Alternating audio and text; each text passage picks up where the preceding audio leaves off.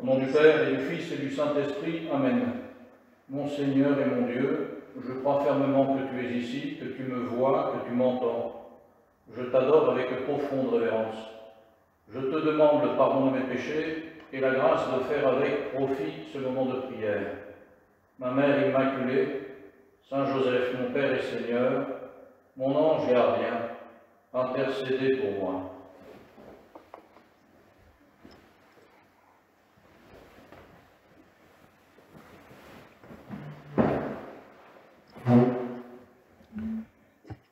Vous êtes pour la plupart privés de messe, mais ça ne veut pas dire que les textes de la messe ne peuvent pas vous servir dans votre prière, surtout les textes de ce temps de carême, un temps propice, un temps privilégié, et qu'il l'est devenu, j'allais dire à double titre, peut-être même à triple titre, avec les événements qui nous font vivre la solitude du Seigneur au désert. Nous ne sommes pas complètement seuls comme lui a dû l'être au désert, mais nous vivons d'une certaine façon cette solitude, cette coupure des liens sociaux, des liens avec les autres personnes.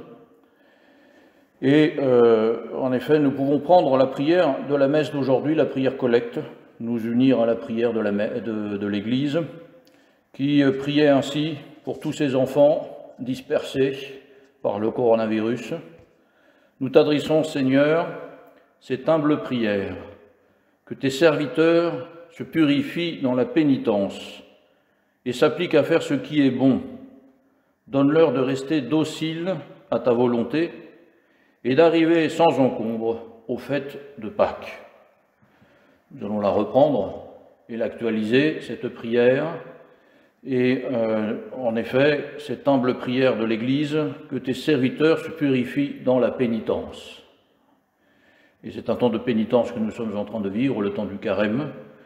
Nous essayons de le vivre avec les circonstances qui sont les nôtres actuellement, circonstances qui ne sont pas simples, où il nous manque quelque chose pour faire pénitence. Il nous manque la possibilité d'avoir recours facilement à la confession. C'est un drame que les gens évoquent beaucoup, en plus de celui de la messe, de ne pas pouvoir avoir la messe de façon ordinaire maintenant, en tout cas celle du dimanche. D'autres ne se rendent pas compte en semaine, mais il y en a qui sont habitués à aller à la messe en semaine et ça leur manque aussi. Mais en effet, il y a aussi la confession. Et c'est vrai que dans un temps de carême, on pourrait se dire, qu'est-ce que je vais faire? Qu'est-ce que je vais faire sans la confession? Quand je vais arriver à Pâques et que je ne pourrai pas faire mes Pâques, si je fais ma confession annuelle dans le temps de carême avant Pâques. Alors nous avons été rassurés par le Saint-Père qui nous a rappelé la doctrine. Malheureusement, c'est triste à dire, mais nous l'oublions, nous l'oublions. Et cette doctrine, c'est que, évidemment, oui, il y a un sacrement que le Seigneur a institué, et nous pouvons lire un des épisodes de cette institution de l'Eucharistie, un épisode qui nous fera du bien, parce que c'est au moment de la résurrection, et donc nous regardons déjà vers la résurrection, dans ce temps qui est le nôtre maintenant, même si il nous manque encore 2 semaines avant de célébrer la résurrection, enfin un peu plus de 2 semaines, 2 semaines et demie dirons-nous. Et en effet, il y a l'évangile de Saint Jean, le soir de la résurrection, le soir venu, en ce premier jour de la semaine, alors que les portes du lieu où se trouvaient les disciples étaient verrouillées par crainte des Juifs, Jésus vint. Il était là au milieu d'eux. Il leur dit « La paix soit avec vous ». Après cette parole, il leur montra ses mains et son côté. Les disciples furent remplis de joie en voyant le Seigneur. Jésus leur dit de nouveau « La paix soit avec vous. De même que le Père m'a envoyé, moi aussi je vous envoie. » Ayant ainsi parlé, il souffla sur eux. Et il leur dit « Recevez l'Esprit Saint. À qui vous remettrez ses péchés, ils seront remis. À qui vous maintiendrez ses péchés, ils seront maintenus. » C'est un des récits qui nous permet de dire le sacrement de la confession a été institué par le Seigneur. Tous les sacrements, il faut les faire remonter au Seigneur, c'est lui qui les institue. Mais en même temps, il laisse aux apôtres pouvoir de décider comment actualiser cette façon de recevoir la confession.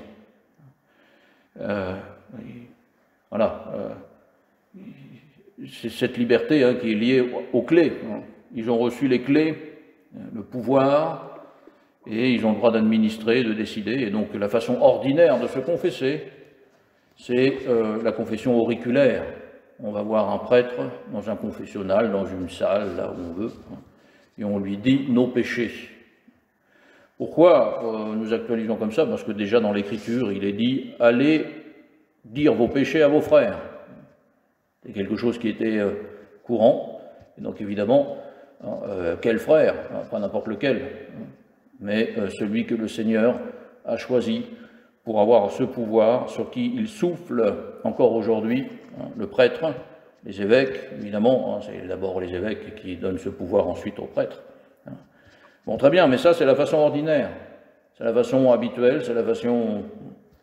Et ensuite il y a d'autres façons de recevoir le pardon des péchés.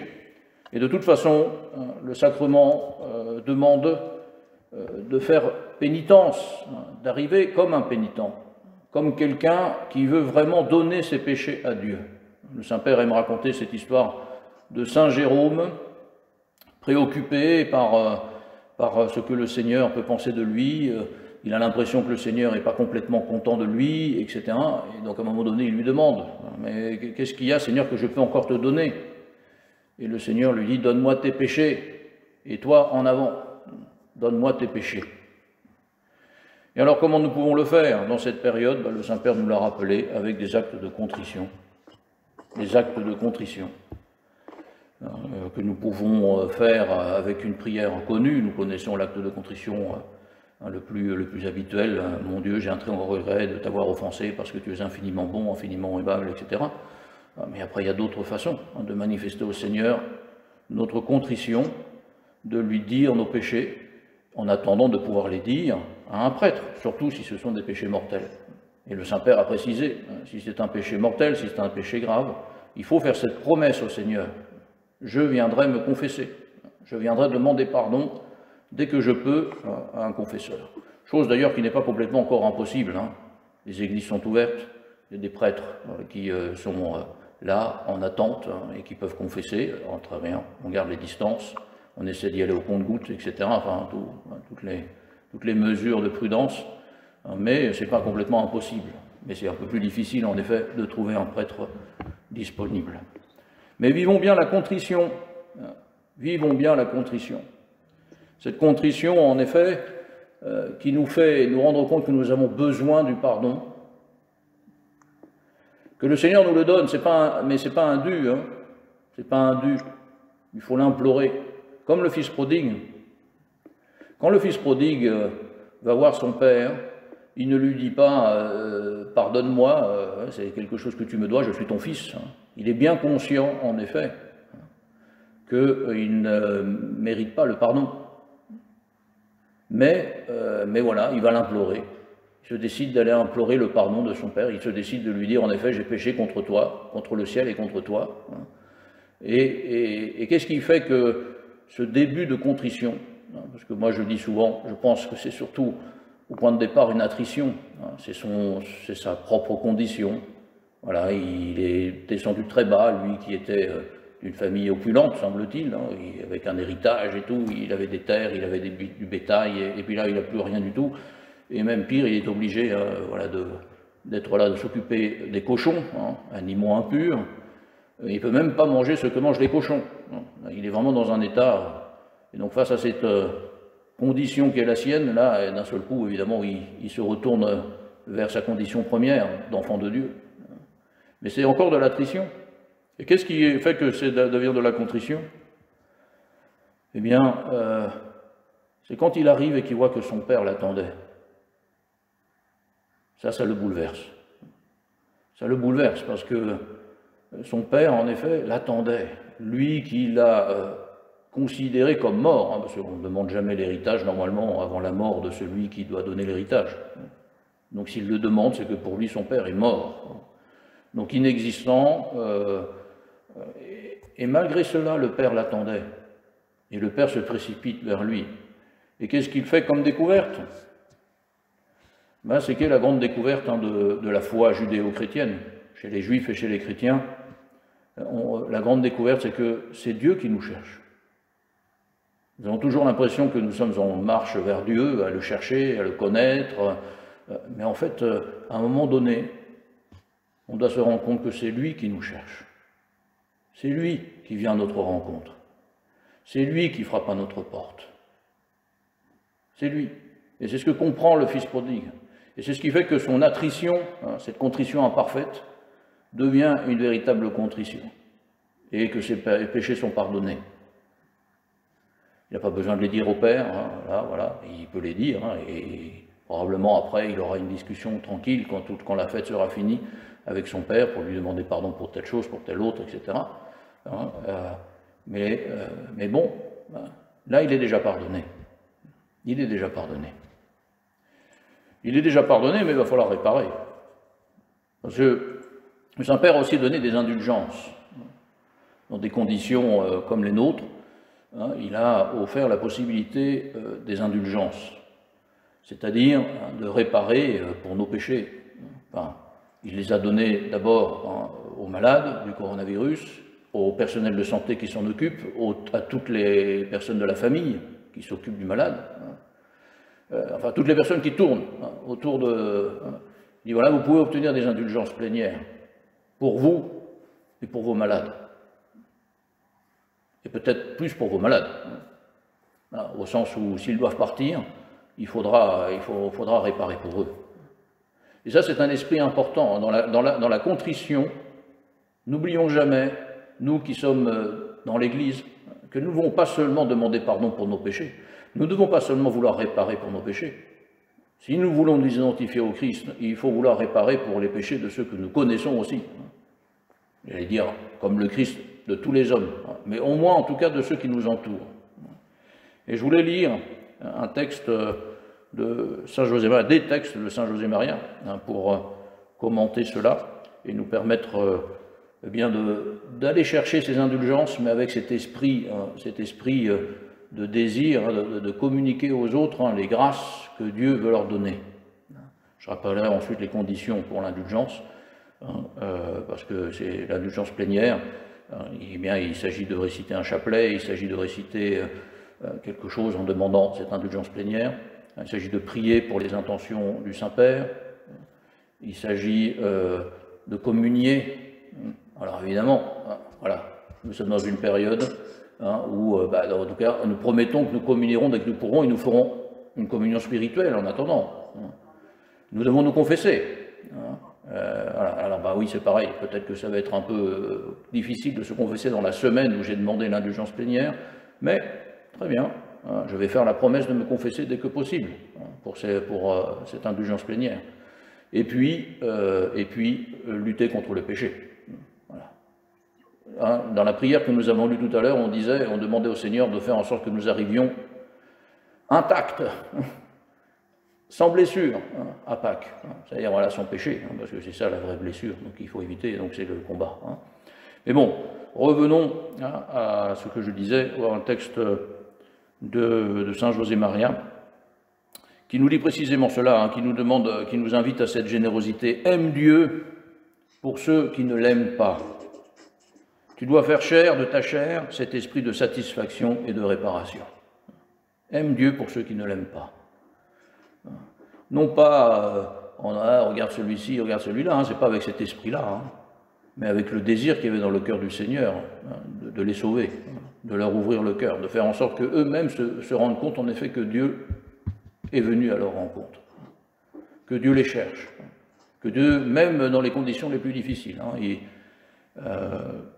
J'ai lu, peut-être vous l'avez-vous vu passer, cette histoire de ce médecin en Lombardie, dans un des hôpitaux du nord de l'Italie, submergé par le coronavirus, submergé par les malades, submergé par les décès.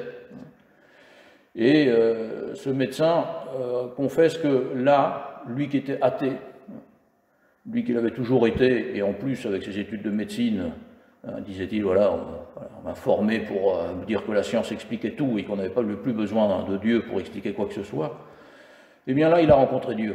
Il s'est rendu compte que Dieu était là. Que Dieu cherchait aussi bien les malades que pour leur donner la paix, pour qu'ils puissent bien accomplir leurs tâches. Et comment il l'a découvert? Par l'aumônier. L'aumônier de l'hôpital qui tournait dans les chambres, allait voir les malades, accompagner les mourants, et puis qui prenait du temps pour écouter aussi les médecins, les infirmières, et qui passait du temps avec eux. Et ça l'a bouleversé, parce qu'il se rendait compte en effet que ce qu'il fallait demander à Dieu, c'était la paix, pour pouvoir bien travailler, pour pouvoir bien continuer à s'occuper de tous ces malades. Et, dit-il, voilà, ça l'a bouleversé au point de se rendre compte que Dieu était là, au milieu de ce chaos, au milieu et qu'il était vraiment là. Il faut savoir que l'aumônier est mort. Il était âgé, et lui aussi a attrapé la maladie, et il en est mort. Mais, dit-il, voilà, il nous a donné cette paix, et bon, voilà. Mais pourquoi? Parce qu'en effet, ce prêtre, et n'importe quel chrétien, a dans le cœur le désir que tous aiment Dieu, même ceux qui sont les plus éloignés, et ne se préoccupent pas, voilà, plus ou moins éloignés. Je dois aimer pour ceux qui ne t'aiment pas, Seigneur, de telle façon qu'un jour ils se rendent compte que toi tu les aimes. Et donc c'est cet esprit de satisfaction et de réparation que le Seigneur nous demande. Et Saint José Maria dit aussi dans un autre, là c'était Forges, la première citation, un deuxième vient de Chemin, un point connu, ne demande pas seulement à Jésus le pardon de tes fautes, ne l'aime pas seulement dans ton cœur, répare toutes les offenses qu'on lui a faites, qu'on lui fait et qu'on lui fera. Aime-le de toute la force, de tous les cœurs, de tous les hommes qui l'ont le plus aimé. Sois audacieux, dis-lui que tu es plus éperdument amoureux de lui que Marie-Madeleine, plus que Thérèse et la petite Thérèse, plus fou qu'Augustin, Dominique et François, plus qu'Ignace et François-Xavier. Et moi je vous avoue que quand je dis ça, quand je lis ce point de chemin, je rajoute, en tant que fils spirituel de Saint José Maria, plus que Saint José Maria. Et je sais que ça ne le vexe pas, c'est dans la logique du texte qu'il nous a laissé, et qu'en plus, c'est la logique de tous les saints qui voudraient qu'on soit encore plus saints qu'eux, parce qu'en effet, ils sont dans l'amour de Dieu, et ils ne cherchent pas leur gloire, ils cherchent la gloire de Dieu, et donc s'il y a des saints encore plus saints qu'eux, eh bien, ils sont très contents. Et nous, chacun, nous pouvons rajouter, nous avons chacun une dévotion peut-être à des saints particuliers, eh bien nous pouvons rajouter à ce texte. Mais revenons au début, revenons au début du texte. Ne demande pas seulement à Jésus le pardon de tes fautes. Ne l'aime pas seulement dans ton cœur. Répare toutes les offenses qu'on lui a faites, qu'on lui fait et qu'on lui fera. Ce désir de réparation. Et le Saint-Père nous donne cette possibilité de réparer de façon un peu plus facile, plus ou moins, parce que je le répète, la partie la plus difficile pour obtenir une indulgence plénière, c'est quand même tous les jours de rejeter tout péché, même véniel. Vraiment une lutte au corps à corps, quoi, et donc c'est là la difficulté. Mais bon, c'est la volonté que le Seigneur nous demande de le faire, et le bon désir de le faire, et la lutte, et puis très bien. Il nous arrivera de tomber, il nous arrivera de ne pas y arriver, mais donc c'est pas non plus si facile que ça d'obtenir une indulgence plénière. Mais en même temps, le Saint-Père, là, nous met à apporter une possibilité d'aider ces malades. Nous pourrons nous dire, je ne suis pas en première ligne. C'est vrai, sauf les médecins qui m'écoutent, et peut-être qu'eux, ils sont en première ligne. Nous sommes en deuxième, troisième, quatrième ligne de ce combat, mais nous le sommes en première pour ce qui est d'accompagner les malades, mourants, agonisants, et qui vont partir. Parce que c'est sur nous que le Seigneur compte. C'est sur nous que le Seigneur compte. Pour pouvoir faire que ces malades qui peut-être ne vont pas pouvoir avoir un prêtre, vont peut-être pas avoir même l'idée de demander pardon, enfin, que par nos demandes de pardon par notre réparation, nous puissions leur permettre, au moment du passage, d'avoir des grâces de conversion que le Seigneur pourra leur donner parce que nous les avons demandées pour eux. Nous avons demandé pour eux ces grâces. Voilà ce que nous devons faire, comment nous devons vivre cette période en première ligne. Nous sommes tous en première ligne.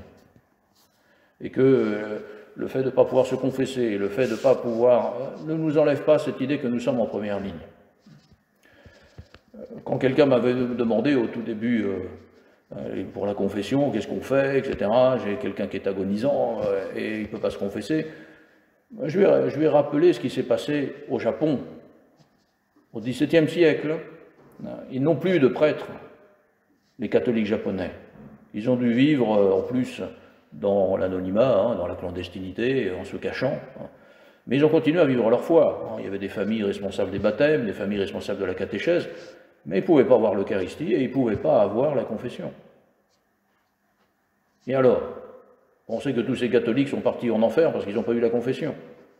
Non, parce qu'en effet, ils avaient la bonne doctrine, ils savaient qu'ils pouvaient demander pardon, ils savaient que le Seigneur leur pardonnerait leurs péchés, que le Seigneur comprendrait bien, évidemment, que, oui, voilà. Et jusqu'au XIXe siècle, où là, en effet, des prêtres sont revenus, et puis la confession est revenue, et a recommencé, a repris, comme elle devait se faire, de façon ordinaire. Mais en attendant, ils avaient les actes de contrition. Et en attendant, ils avaient la communion spirituelle. Et le Seigneur les a nourris avec ça, parce que le Seigneur n'est pas prisonnier de ses sacrements. Voilà, il nous demande, dans la façon ordinaire, de dire, voilà, j'ai des portes toutes ouvertes là pour que tu prennes les grâces dans les moments ordinaires, mais ne t'inquiète pas, dans les moments extraordinaires, je serai là. Autrement, mais je serai là. Et j'aime aussi raconter cette anecdote de deux prêtres de ce qu'on appelle la Société sacerdotale de la Sainte-Croix, deux prêtres d'une association qui est liée à l'Opus Dei et qui s'occupe de suivre les prêtres diocésains qui le veulent, qui le demandent, ils sont associés et ils demandent d'être suivis. Et il y en a deux qui sont partis en Russie, près de Saint-Pétersbourg, dans un village, catholique, majoritairement catholique. Et là, ils ont été impressionnés. Parce qu'au moment de la Révolution, enfin peu de temps après la Révolution, l'installation de la Révolution, leur prêtre avait été assassiné et enterré. Et alors, tous les jours, ils voyaient des gens qui allaient au cimetière. Ils allaient au cimetière pour confesser leurs péchés à leur dernier prêtre, qui était là enterré. Mais voilà, c'était leur façon de vivre cette confession auriculaire. Ils sentaient qu'ils avaient besoin de dire leurs péchés. Et ça, c'est important. Nous avons besoin de dire nos péchés. Et ces gens-là le savaient. Oui, ils savaient qu'ils recevaient le pardon, mais ils savaient qu'ils avaient aussi besoin de dire leurs péchés. Et donc, il y avait des gens qui s'arrêtaient devant la tombe de ce prêtre, disaient leurs péchés. Et puis, ils faisaient leur acte de contrition et savaient que le Seigneur leur pardonnait. Et ils avaient pu les dire. Cette importance de dire.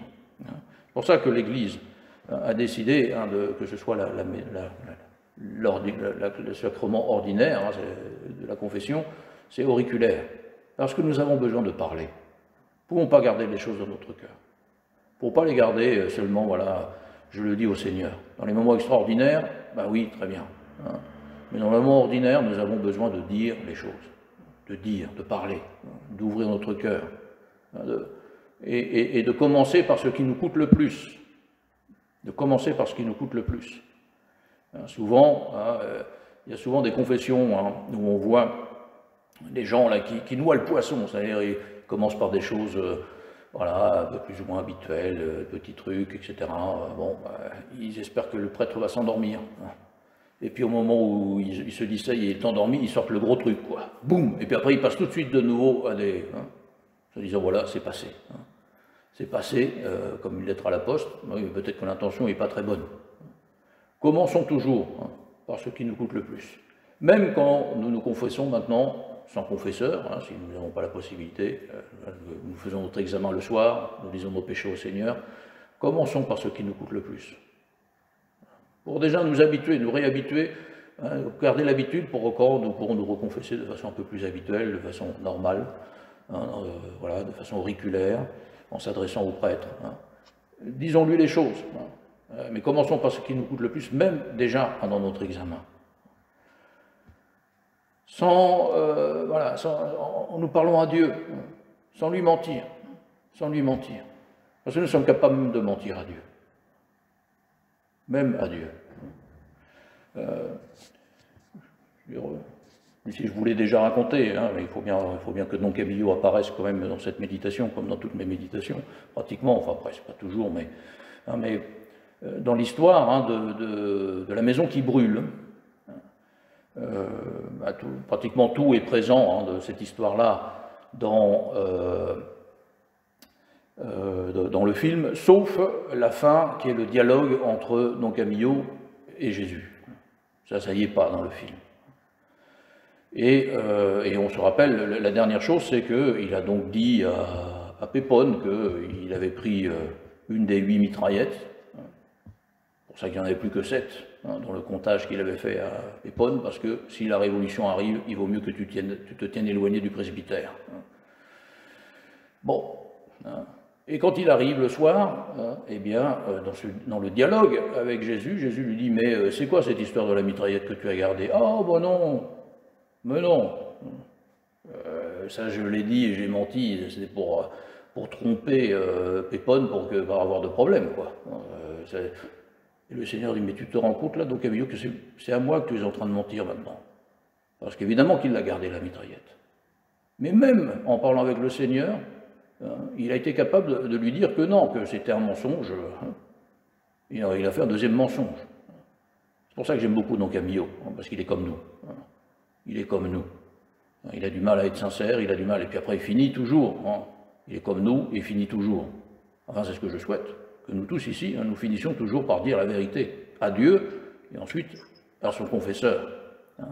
Donc demandons cette grâce dans ce temps-là, qui est le nôtre.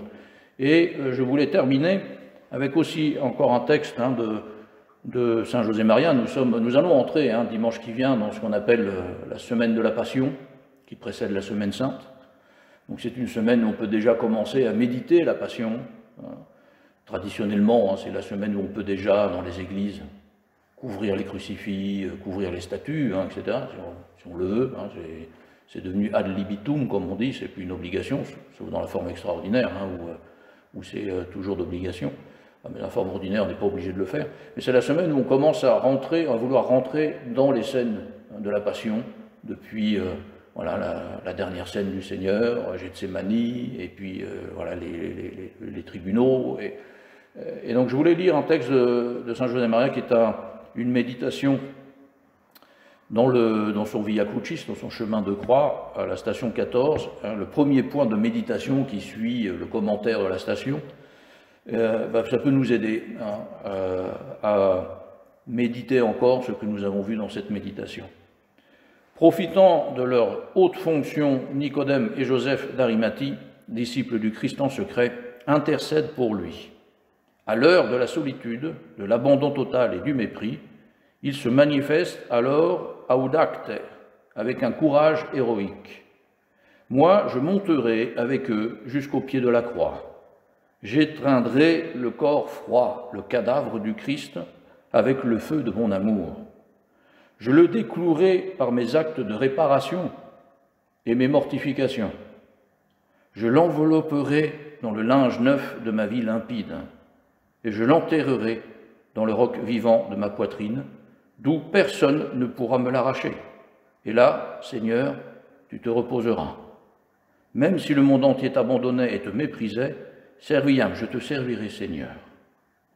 Voilà, pour nous aider à prolonger cette méditation, je vous le répète, si vous voulez le reprendre, ce texte, pour vous aider à rentrer dans la passion du Seigneur, chemin de croix de Saint José Maria, station 14, premier point de méditation. Et je reviens, parce que c'est le thème de la méditation, confession, réparation, pénitence, je le déclouerai par mes actes de réparation et mes mortifications. Eh bien, déclouons le Seigneur, pour qu'il puisse étreindre tous les gens, pour qu'il puisse arriver à tous ces malades qui l'attendent, à tous ces personnels de santé, à toutes ces personnes qui sont dans la peur et dans l'angoisse la plus complète parce qu'ils n'ont pas Dieu dans leur vie. Et donc, que ce soit nous qui fassions ce travail par notre amour, un amour aussi grand que celui de la Vierge Marie. au moins aussi grand. Plus grand, c'est difficile quand même. Autant j'ose dire que je voudrais aimer Dieu plus que Saint José-Maria, mais j'avoue que là, la Vierge Marie, j'irai pas aussi loin. Bon, et peut-être qu'elle, c'est ce qu'elle voudrait aussi, hein, comme toutes les, voilà, parce qu'elle est sainte et qu'elle voudrait que ses enfants soient encore plus saints qu'elle, mais ça va être compliqué, hein, quand même. Mais confions à Notre-Dame ses désirs d'être en première ligne dans ces événements historiques qui sont les nôtres, comme doit l'être le chrétien, en étant quelqu'un qui amène l'amour, la réparation, qui guérit les blessures de tous, les siennes et de toutes les personnes qu'il a autour de lui. Je te remercie, mon Dieu, des bonnes résolutions, des actes d'amour et des aspirations que tu m'as communiquées dans cette méditation. Je te demande de m'aider à les mettre en pratique. Ma Mère Immaculée, Saint Joseph, mon Père et Seigneur, mon ange gardien, intercédez pour moi.